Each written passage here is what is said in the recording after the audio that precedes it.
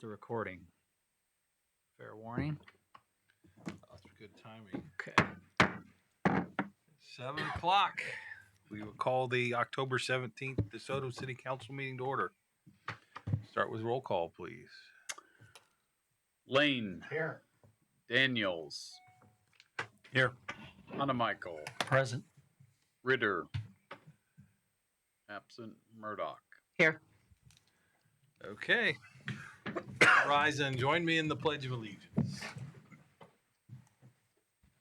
I pledge allegiance to the flag of the United States of America and to the republic for which it stands, one nation, under God, indivisible, with liberty and justice for all.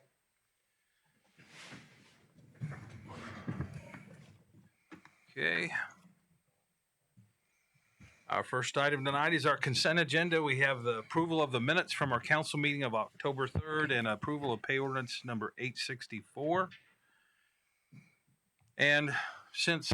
Can we add add, 864A in? I'd like to make a motion, we approve the consent agenda and add in ordinance 864A. Second. All right, we have a motion and a second. Any discussion of the ordinance? Roll call, please. Lane. Yes. Daniels. Yes. Michael. Yes. Murdoch. Yes. Motion carries. Okay. Our next item is call to public. Members of the public are welcome to use this time to comment about any matter relating to city business. Comments discussed under call to public may or may not be acted on by the council during this meeting. Does anyone wish to address the council tonight? Nope, nothing tonight. No. Okay. Seeing none, we'll move on. Number 3, old business, we have none, so we will move to 4, new business. Consider bids for ball field fencing replacement. Yes, council. Jay Garvin had these bids prepared for your consideration this evening. The first item, actually Jay's got the next item as well. Miller Park ball fields, the two A and B field. We had the backstops and the dugout fencing replaced in 2013, but we didn't do the fencing from the dugouts to the foul line. And so Jay's got some pictures in there in his staff report about it's the fabric, it's the chain link fabric that needs replaced on those. So he did solicit 4 bids. I think he got 3 of those bids back. The low bidder was Prime Fencing Company in the amount of $7,618.75. We're asking for your approval on that bid because it exceeds my spending authority. And the funding for this will come out of Jay's park budget, which he keeps a very watchful eye on. Questions for Mike on the fencing bids? I'll make a motion, we approve accept the bid from Prime Fencing for $7,618.75. Second. Okay, we have a motion and a second. Any discussion? Roll call, please. Lane. Yes. Daniels. Yes. Michael. Yes. Murdoch. Yes. Motion carries. Okay. Our next item is to consider bids for the senior center door replacements. Yes, council, you'll remember we've been had a process over the last 4 or 5 years replacing doors on this building. The most recent 2 are right there at the exit of this room here. The senior center doors on the south side of the building are still the original ones that we had when we moved in. The bids here to replace those doors and the frames around them was something similar to the doors that enter into the gym area that's there by Jay's office. So the picture below here those will be the new type aluminum, and the picture above are the existing ones. This was also contemplated in Jay's budget for this year. We tried to get 3 bids, but only 2 of the providers came back with proposals. The low is Overhead Door Company with a bid of $65.37, and again, this will actually come out of the community center budget maintenance line item. So asking you for your approval on that low bid. Okay. Questions for Mike on the door bid? I'll make a motion, we accept the bid proposal from Overhead Door in the amount of $6,537. All right, we have a motion and a second. Any discussion? Roll call, please. Lane. Yes. Daniels. Yes. Hanamichael. Yes. Murdoch. Yes. Motion carries. Okay. Our next item is to discuss the 2020 CIP update process. Yeah, council, just kind of a general discussion on this. We've always kind of had a capital improvements plan, but really the first time that we did a very purposeful engagement of the community was in 2017, where we drafted kind of the current version of the plan we have now, where we had a list of projects that we presented to the community, got community feedback, had a couple of work sessions with the council, went to the planning commission, really kind of did a comprehensive process to come up with the list that we had in 2017. And the last couple years, we've done the CIP updates in January, but really haven't reached out to the community in a way that we did the first time. I think, and I was surprised that 2017 was when we did that major overhaul. It seemed like it was longer than that, but I think this time for our 2020 CIP budget is set. And I've included in the staff report the portions of our 2020 budget that relate to CIP. We have projects on that list now, but I think for the next update, which would essentially cover the 2020 to 2024 activities, I think I'd like to do a kind of a community engagement again. We've made quite a bit of progress since 2017. We thought we were looking at building a new public works facility at $2 million. Well, we've bought that now. We have a Parks and Rec referendum that may be coming to the tune of about $3 million, which really wasn't contemplated in 2017. And we have a project or two that might cause some discussion in the community, which we'll be starting to spend money for next year in terms of design in 2020. So I think it's important to have that process again, kind of a more in-depth process than we had the last couple of years. So my thought was, we kind of follow the process we did in 2017, and I included this infographic from that time. We did come up at the council level with a draft plan, and then we really engaged the public and invited participants to a couple of work sessions, had an open house or two to talk over that and get feedback and adjust the plan. I'd like to kind of do the same thing this time. So my plan would be to present in draft form the project lists, maybe some revised scopes and fee estimates, cost estimates, present that to the council here in November, so that by the end of November, maybe we could be ready to present some plans to the public, have that public engagement. I'm not exactly sure what that's going to look like. I think Whitney will be of assistance in that, possibly some online surveys, but open houses, work sessions, things like that. So that what I want to do is by the end of the year have gone through that process. Well, not by the end of the year, really by the end of January. Have that process completed with the community engagement, so that when we hit February, that's kind of when, at least administratively, we start the budgeting process for 2021 kind of internally. I'd like to be done with that by February. So really just an FYI, if anybody has any direction or ideas about what we could or should do in terms of this update process, I don't know if we need to get into projects right now, but kind of process is what I'm after. If we're okay with having a similar method that we used in 2017, that's generally the direction I'll follow. So I'll kind of stop there. And, Comments, questions? I like the idea of kind of going through a periodic public engagement process on it. But I think it would also be good to be sure that we tie the new comprehensive plan and our strategic plan into how that fits with the capital improvement plan so we can reinforce all of those together, so that you can tie the why we have a capital improvement plan is directly associated with the comp plan. So you'll be able to, I think, I just hope you'll be able to weave those in as you do the public involvement because Uh-huh. they tie together. Yep. Okay. Yep. All right. Okay. I think public involvement's always good. So Yeah. Yeah. Very good. We'll do that. So in November we'll have some capital improvement stuff on the agendas. okay.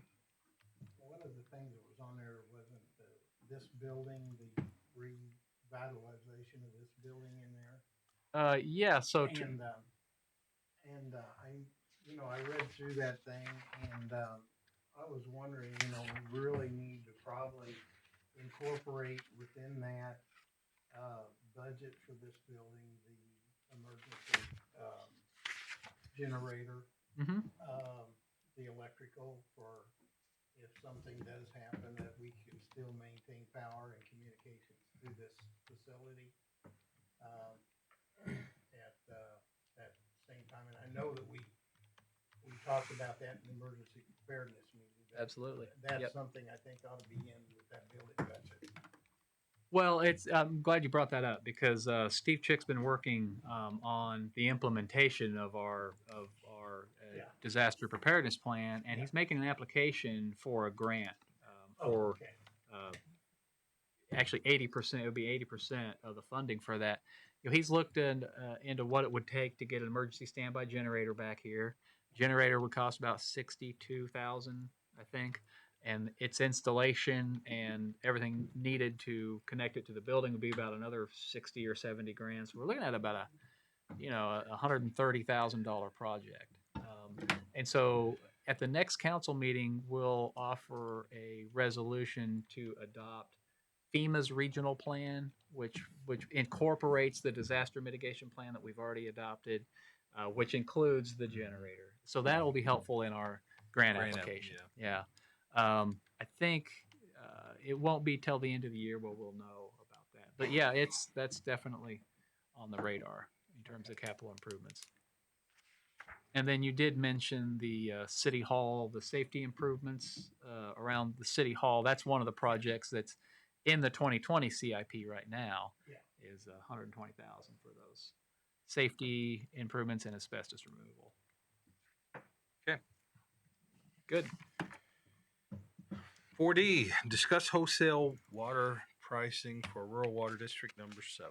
Yes, council. I think I've talked throughout the year about our discussions with Rural District 7, mostly about service territory agreements, working out, within the city's growth expansion area toward the west and south, who's going to be serving which areas, and that process has moved along pretty well.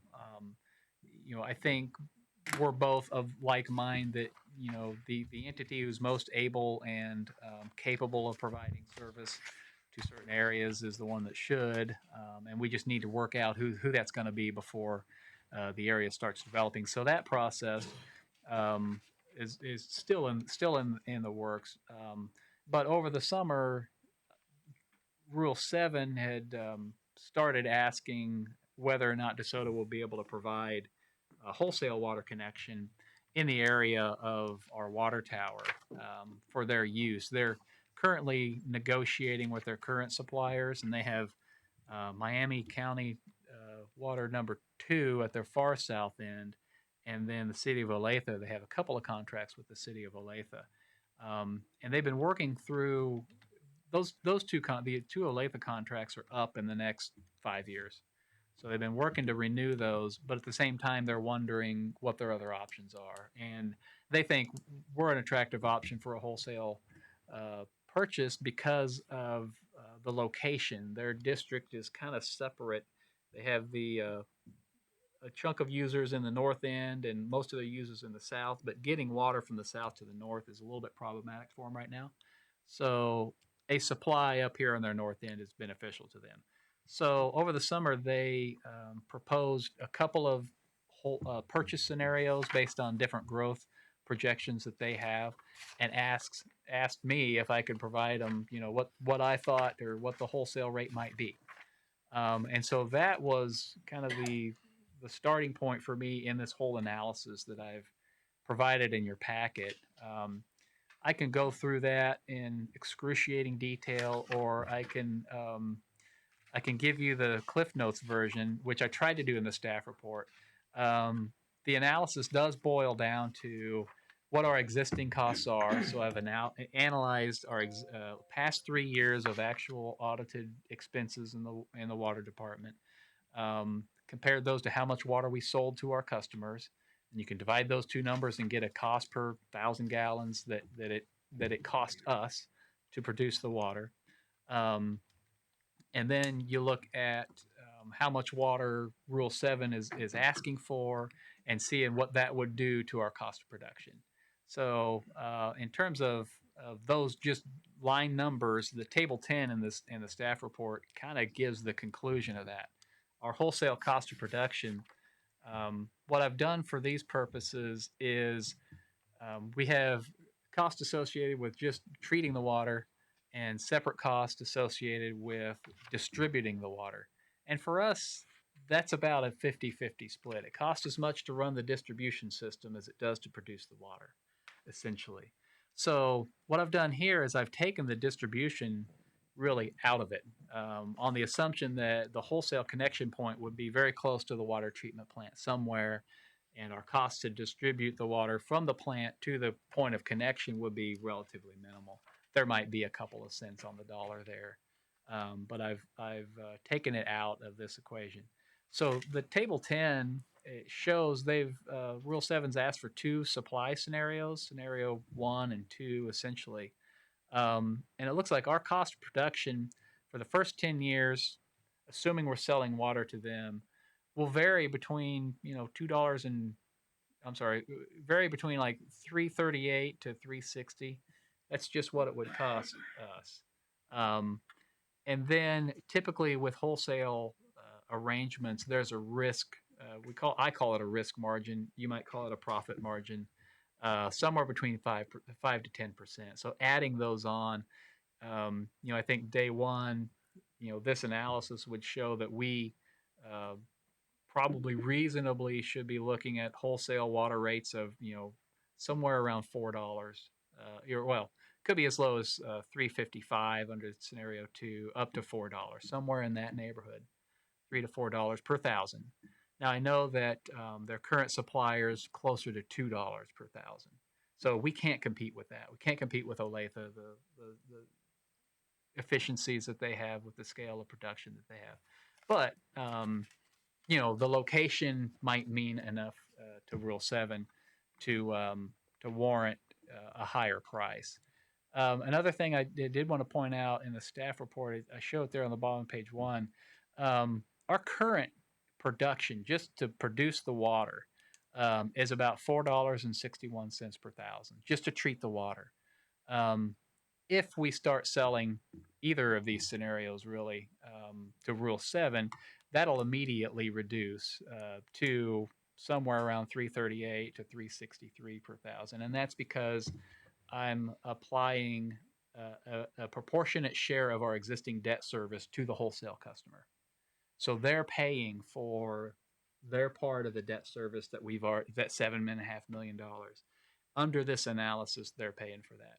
So there's a philosophy that you might, a school of thought you might consider that we're paying that whether or not they buy a single drop.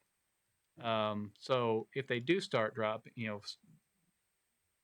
they purchase, our cost is going to go down. So you might consider that,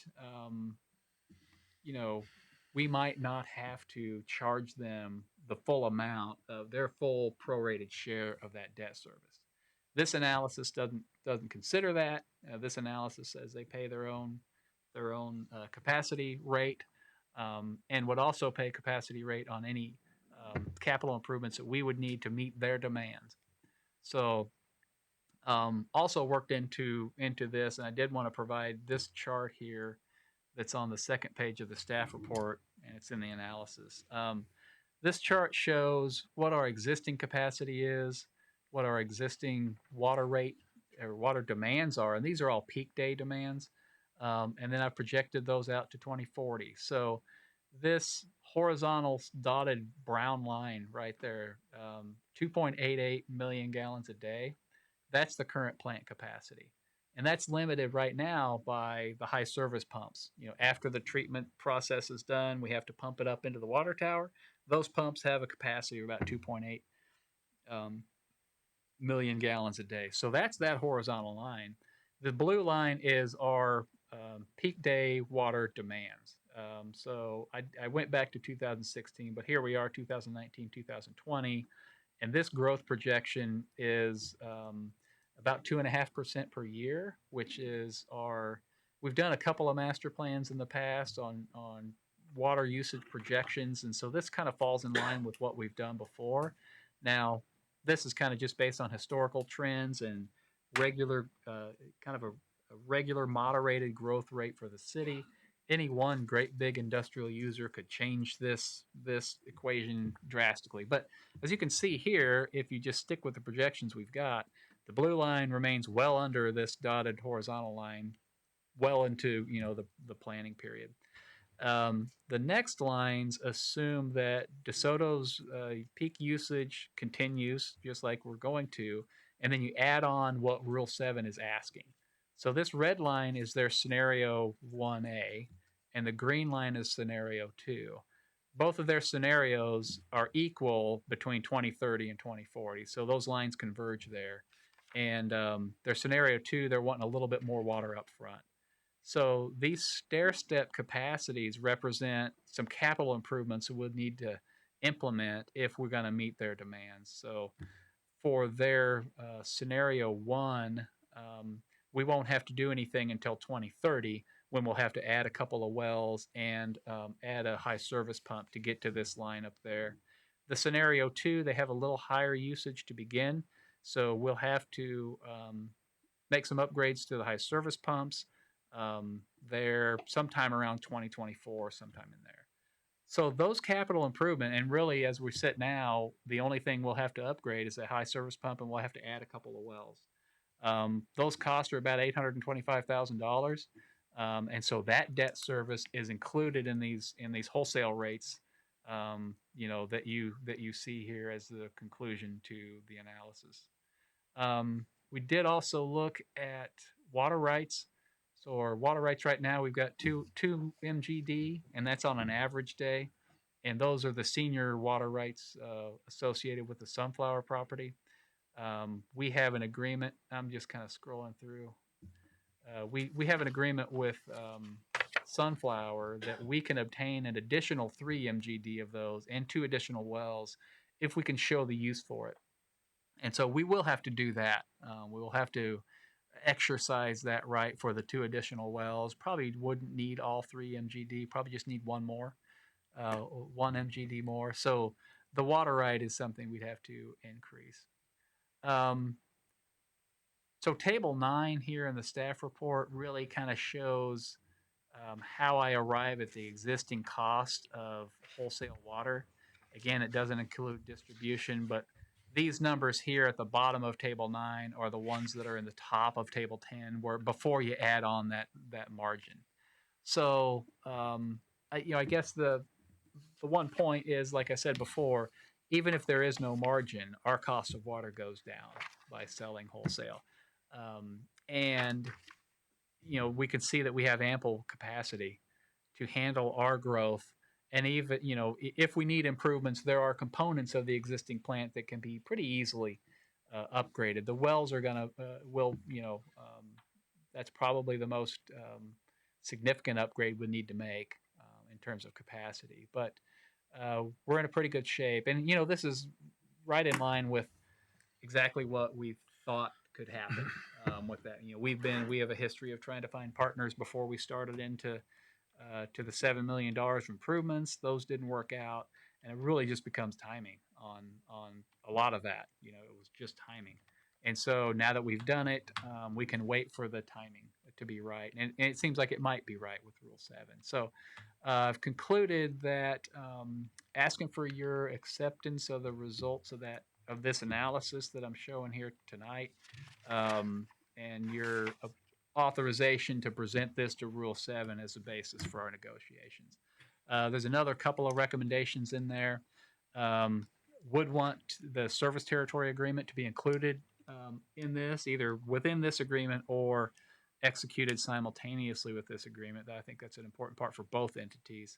Um, and also, there's kind of a detail, but water purchase agreements, it should include a yearly review for on the rate. Other agreements that I've have experience with, basically they go through this kind of analysis. They look at the audited books from the preceding year, and you look at your actual costs, and you divide that by the water sold, and you come up with a rate adjustment. So um, I would recommend including that in any agreement as well. Um, Again, that's probably something for much later on in the process. If Rule 7 sees this and wants to proceed, obviously there's those purchase contract negotiations to be worked through. So that's what I have. I'll stand for any questions. Have a discussion on that. Questions for Mike? We have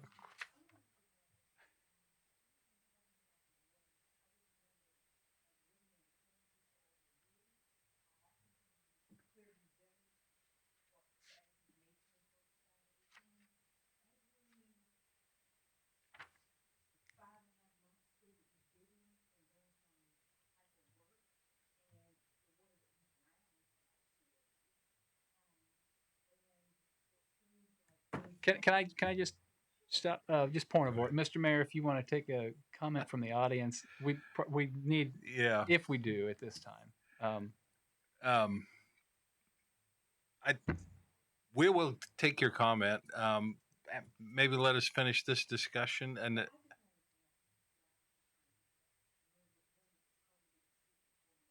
Yeah. Oh, That starts at shortly after 7 o'clock.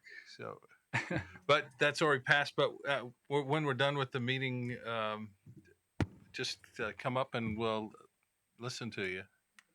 Sure. sorry, I didn't. Questions for Mike?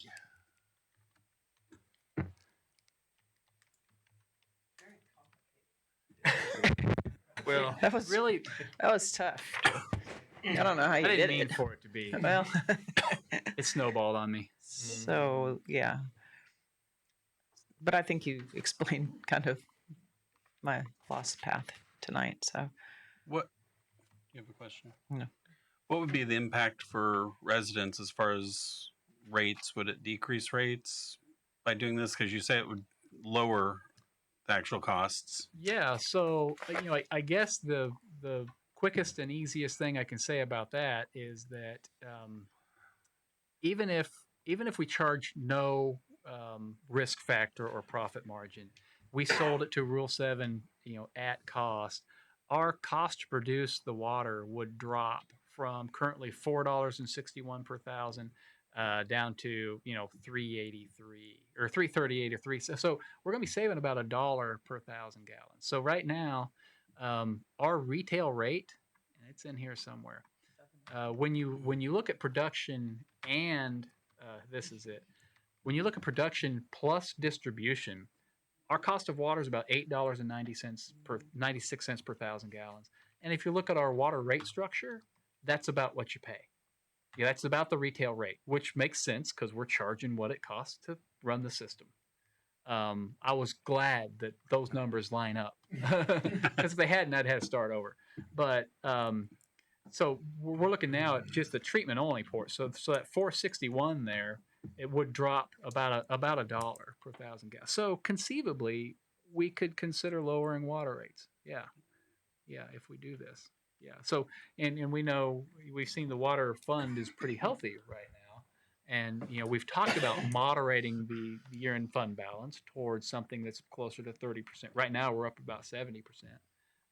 So yeah, there's a possibility we could look at that. I think when we were talking about this all along, that was kind of the whole point of finding a wholesale partner, was to be able to realize some savings for our citizens in their water rates and produce more efficiently and more cost effective. Yeah.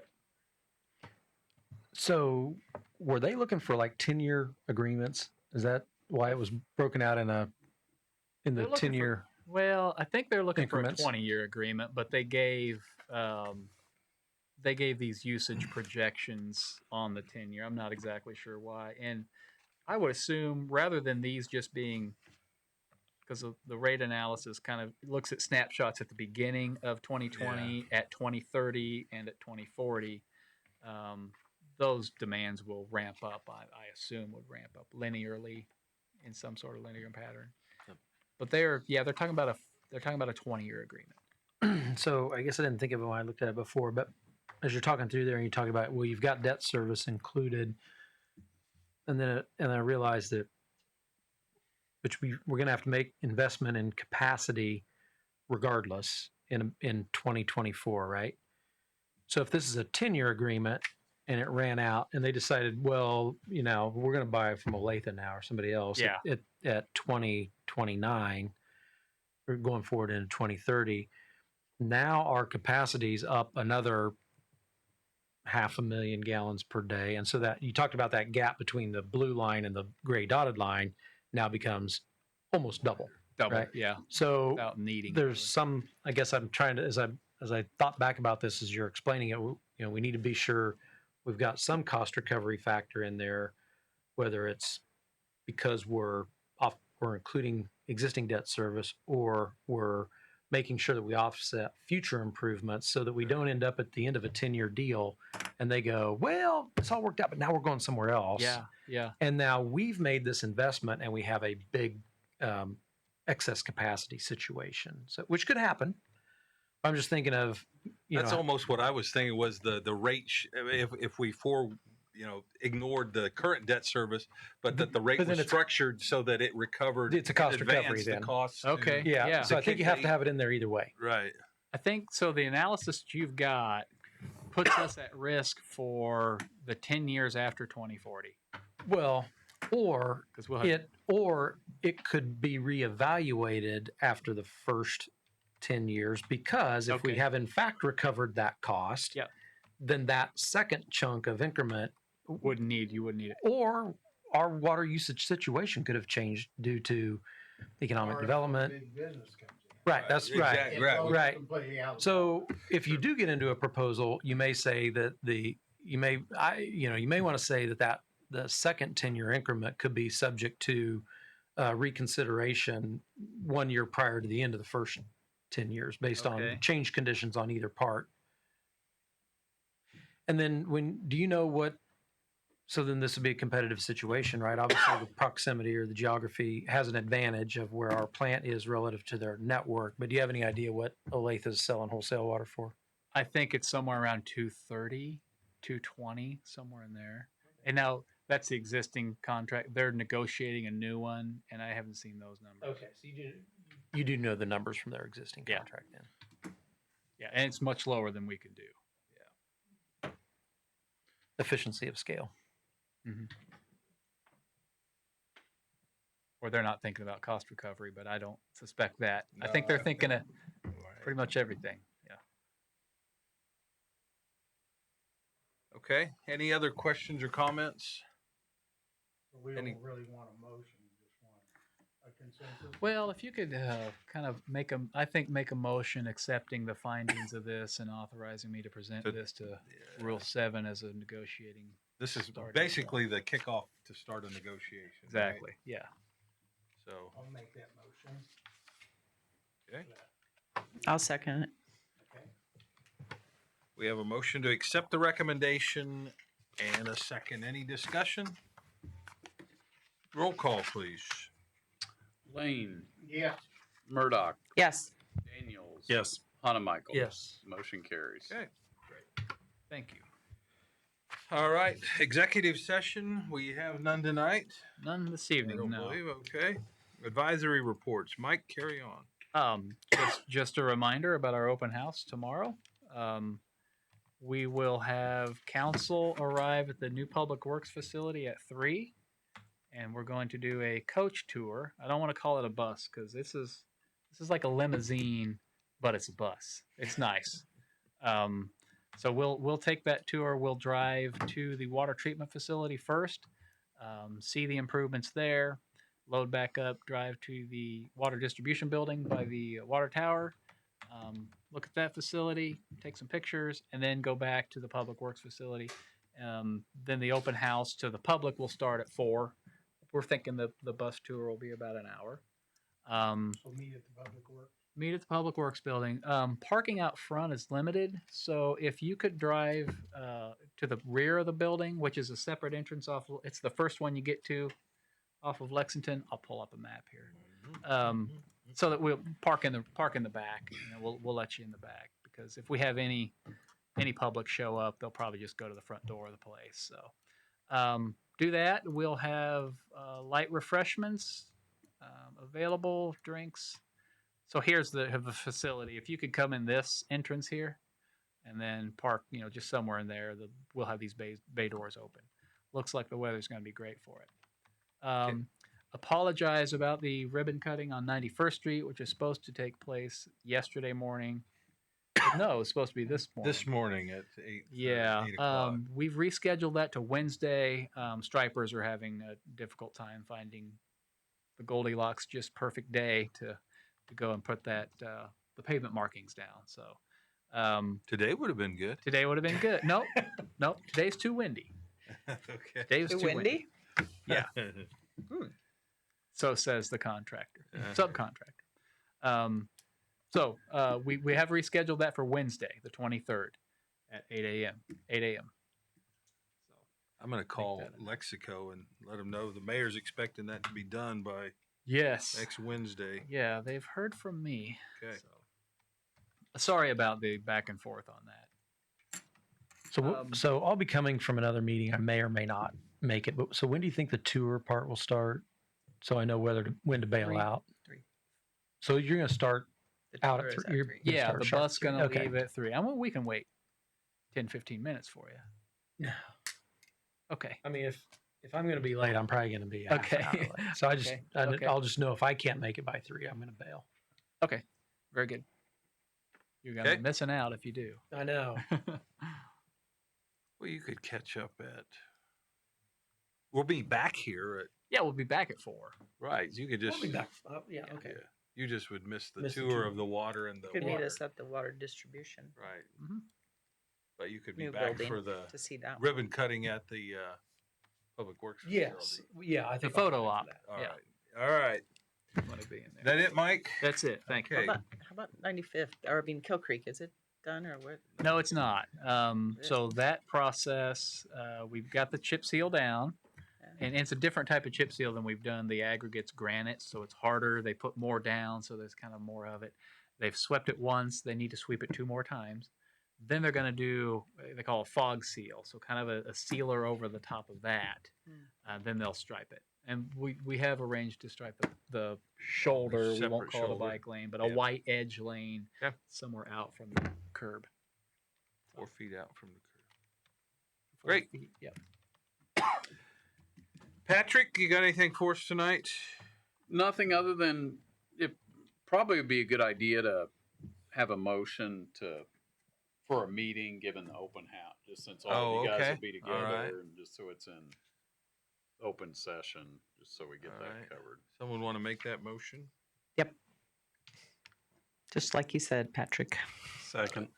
All right. We have a motion to have a Have a open meeting. meeting at our ribbon cutting open house.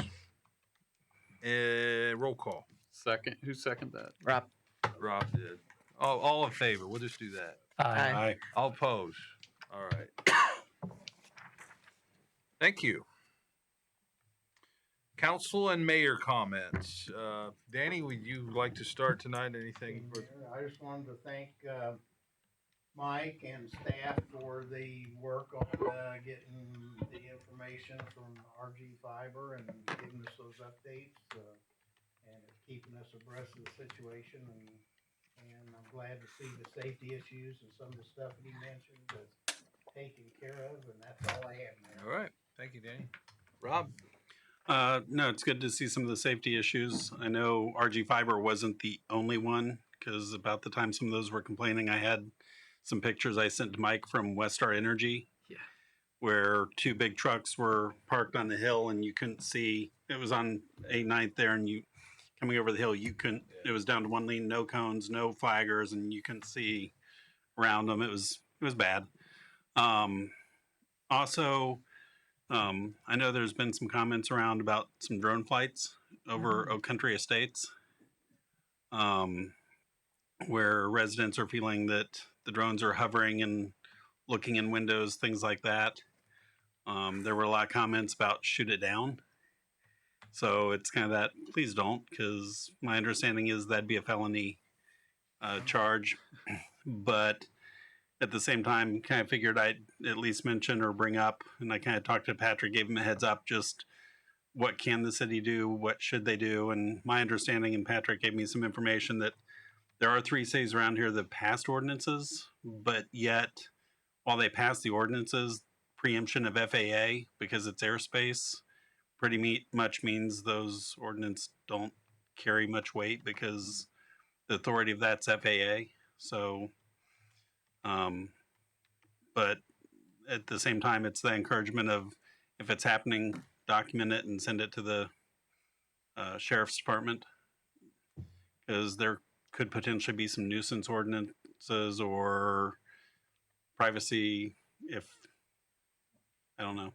Would it be an opportunity to find out what the rules actually are and kind of maybe post that social media wise? It would. Yeah. And that'd be, I know everything I had read was as long as they're flying in accordance with the FAA guidelines, which one of those FAA guidelines is not flying over people. Oh, okay. Right. So Well, you have a license, right? No, I do not yet. No, I do on mine. I'm about to take mine, Okay. but again, it's that the FAA is the ultimate authority in the air. And so, but it would probably be good to reiterate what the FAA guidelines are, and that if you feel that there's some invasion or something, then at least start communicating with the sheriff's office, because they do have some drone specialists and drone experts. Oh, okay. So they can at least assist in some ways. It may not be the answers you like, but they can at least help and work through it if something's going on. Well, I know also that some of the updates on the drone packages, Mhm. because I ran into that situation down at River Fresh Fest Park, that I could not go when I rebooted my drone. It would not let me fly over actually the concert part of the park. I had to fly the perimeter around, but it would not let me go through there. And I tried that again 3 weeks later after I took that, and I had a new update again, and it allowed me to do it this time. Mhm. Of course, there was no people at the park at that time when I did Yeah. it, but that changes. Anything else, Rob? No, that's pretty much it at this Thank point. you. Lori? The only thing I need to just mention now that I'm going to be gone at the November 21st meeting, I think it's the 21st, just so everybody else is here. Okay. That's it. Kevin? Had an opportunity to promote DeSoto today. I got asked by Eric Sartorius to come present at a subcommittee of the Kansas Broadband Task Force. So it was a subcommittee on implementation, and they wanted to hear the story. So, subcommittee, I'm thinking there's 6 people on a committee, 8 people, right? But this got on the elevator with Patrick Fusick from Sprint. He goes, "Oh, you're testifying before the subcommittee today." I'm like, "Well, I don't know, you guys testifying." But anyway, got an hour to go in and tell the story, a lot of Q&A. But it's definitely being recognized as an alternative out there, the public-private partnership model. And hey, anytime we can get in and talk at the Capitol about good things going on at DeSoto, then that's pretty cool. So Great. Anything else? All right. I have a couple of things. One was you should have all gotten a invitation to the Johnson County Mayor's Holiday Social. So if you would look at those, respond, and if you choose to go, make your meal choice. Get that back to Lana. That would be appreciated. The other thing was at the LKM, we picked up our KMIT Awards. So we're one of the 25. So it was the 25th anniversary of that organization, and I guess I didn't realize we were one of the founding members of that group. So we got a big plaque that I put in the office, and our 18th year gold star, another gold star for the city. That's all I got. So I would entertain a motion. Are you? Yeah. Just a reminder, were you No, gonna? after the meeting. Yeah, I think after the meeting. I'll make a motion, we adjourn. Second.